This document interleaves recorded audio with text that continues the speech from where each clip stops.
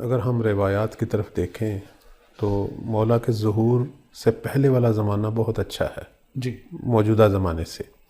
اس طرح اچھا ہے کہ اس وقت دنیا دو حصوں میں تقسیم ہے.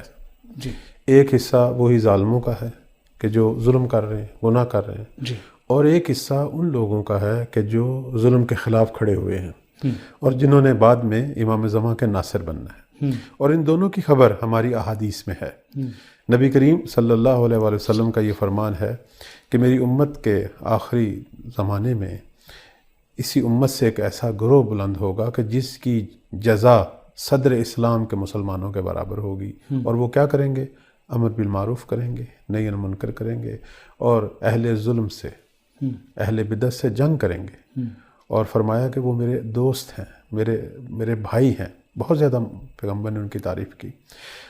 اسی لیے ماہرین یہ کہتے ہیں کہ مولا کے ظہور سے پہلے آخر وہ فوج جو امام کو مہیا ہونی ہے وہ کہاں سے مہیا ہونی ہے؟ وہ پہلے سے تیار ہے.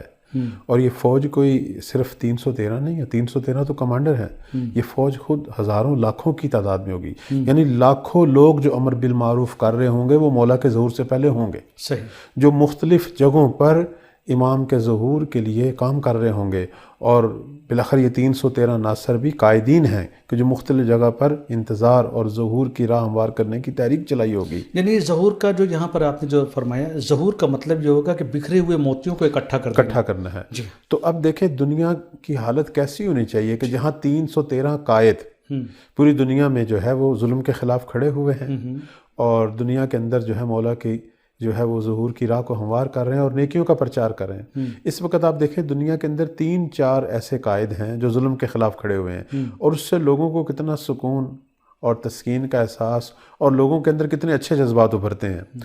جب ہم 3-4 ایسے قائد پوری دنیا میں دیکھتے ہیں جو وقت کے بڑے بڑے مستکبرین کے خلاف کھڑے ہوئے ہیں، تو جب اس طرح کے 313 ہوں گے اور اس وقت دنیا کی حالت کیسی ہونی چاہیے. اس لیے ہم یہ کہتے ہیں کہ مولا کے ظہور سے پہلے دنیا کی حالت بہت اچھی ہے. امام نے اس کی تکمیل کرنی ہے. یعنی کچھ قدم ہم اٹھا چکے ہوں گے، امام اسے آخر تک لے جائیں گے. صحیح. لہذا یہ جو ٹکڑا ہے اس روایت کا کما مولعت ظلمن و جورا، یہ ہماری تاریخ کے ان حصوں کی طرف اشارہ ہے کہ جہاں پوری زمین ظلم سے بھری ہوئی ہوتی تھی. صحیح. جیسے میں نے مثال دی، جنگ اول ہے، جنگ دوم ہے، جنگ عظیم. یا اب جب مغلوں کا حملہ ہوا تھا ہلاکو خان اور چنگیز خان، اس وقت آپ دیکھیں پوری دنیا میں جو ہے وہ کیا حالت تھی، کتنے ممالک جو ہیں وہ سارے جلا دیے گئے. تو ہو سکتا ہے حال میں بھی ایسی مثالیں ہوں کہ پوری دنیا لگتا ہو جیسے ظلم سے بھری ہوئی ہو.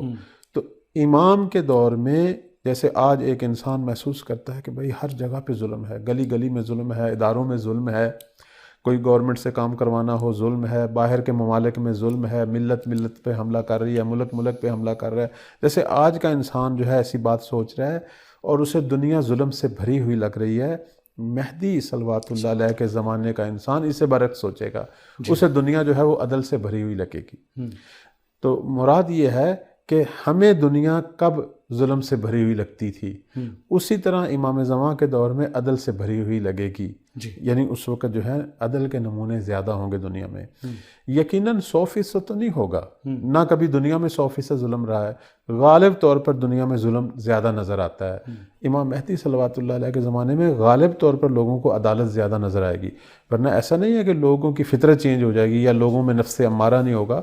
ہو سکتا ہے لوگ جرائم کریں، کوئی ایسے کام کریں، لیکن اس کی روک تھام بھی ہوگی اور ان کی تربیت بھی ہوگی.